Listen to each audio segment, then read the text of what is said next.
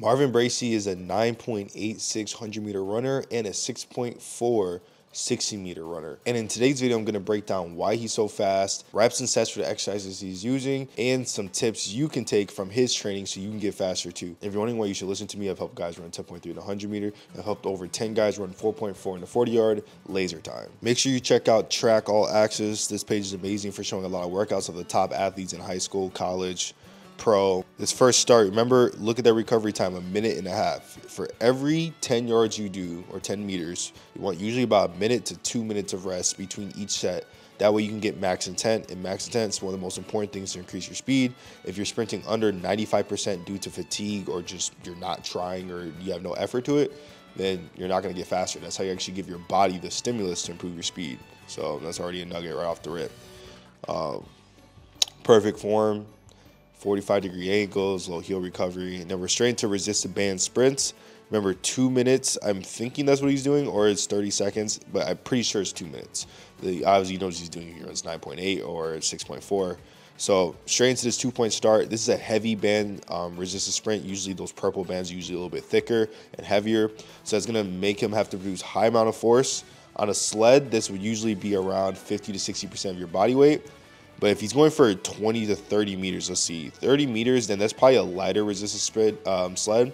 So if you were to do that with a sled, that'd be, what, 10 to 30% VDEX, so probably about 25% of your body weight if you're going to go for 30 meters. Now, if you're going for shorter yards or maybe just a 10-yard sprint, then go as heavy as possible, right? 50 to 70% body weight just for strength. It's not to improve speed, it's for strength.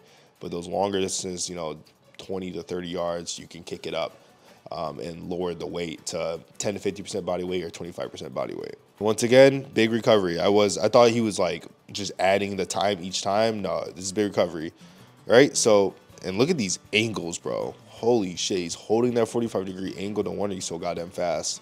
Like, come on, the shin drop, high dorsiflexion to get even deeper shin angles, holding 45 degrees at the torso, matching the torso with the parallel with torso and shin. You can't get much better than that. Big arm swing on the back. Literally perfect form. You cannot critique it. If you're critiquing it, you probably don't train. You're probably nowhere close as fast as him. High rest in between. I think it was just another 2 minutes or 4 minute rest. Low heel recovery in the first bend. And once again, yeah, this is, so what, 3 to 4 sets of 20 to 30 yards. Or meters, whatever you want to call it by. That's good distance, right? That's a lot of sprinting. You're probably gonna get a little tired from it, but you have high resistance. That's also that's less eccentric load to the body.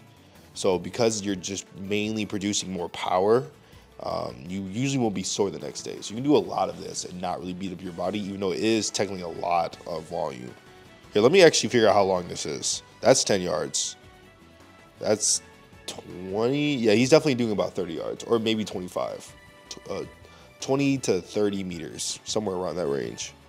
And the resistance, like I said, should be around that light, right? So if you're gonna go this far, 10 to 15% body weight or 25% body weight, maybe you need a little more strength. Getting into 3 times 10-meter reps, there's just some big cues for getting the most out of these exercises. This is how you improve your speed, is by timing your sprints, right? At his speed, you see those little free laps right here in the corner by my mouse, probably timing it some way or at least looking at form.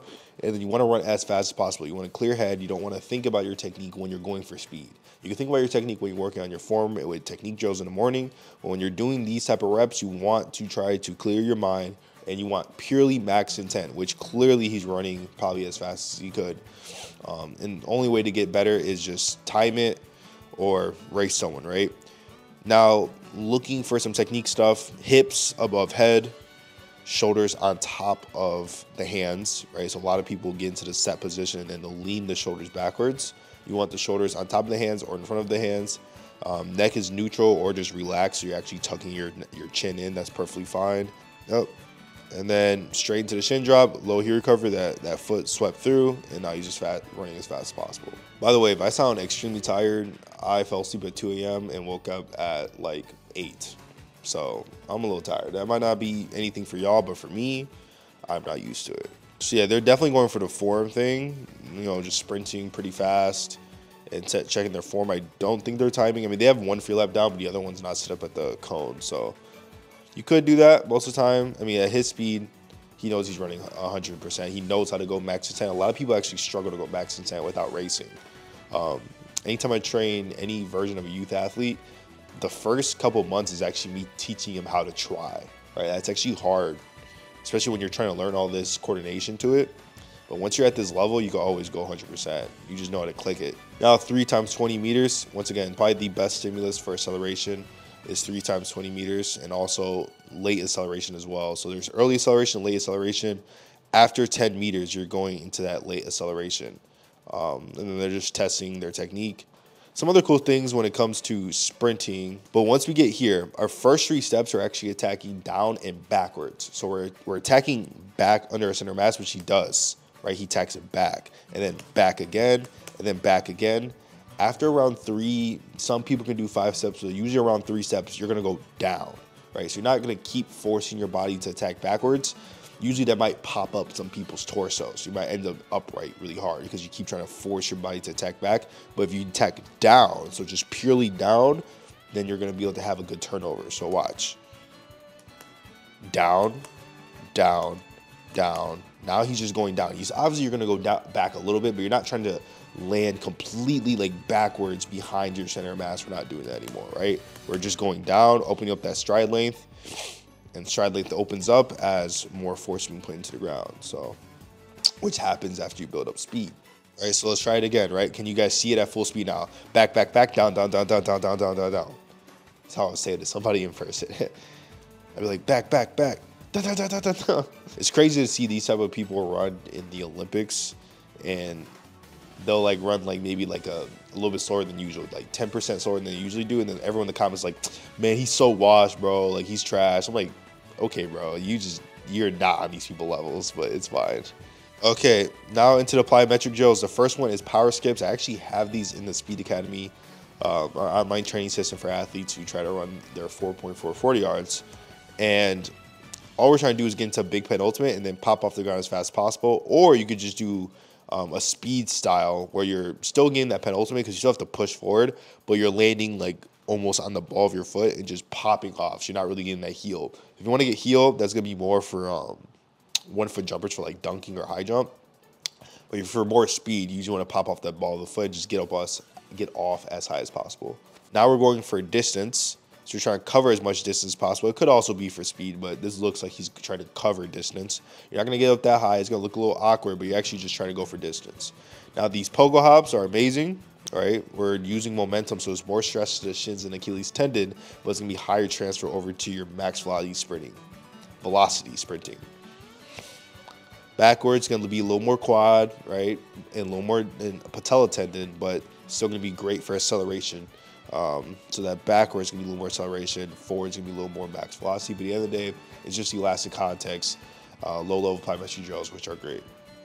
Single leg, once again, this is like more of a beginner variation of a single leg hop. Hops are one of the best ways to improve your overall elasticity and power when you're sprinting, and this is just a great beginner version of it.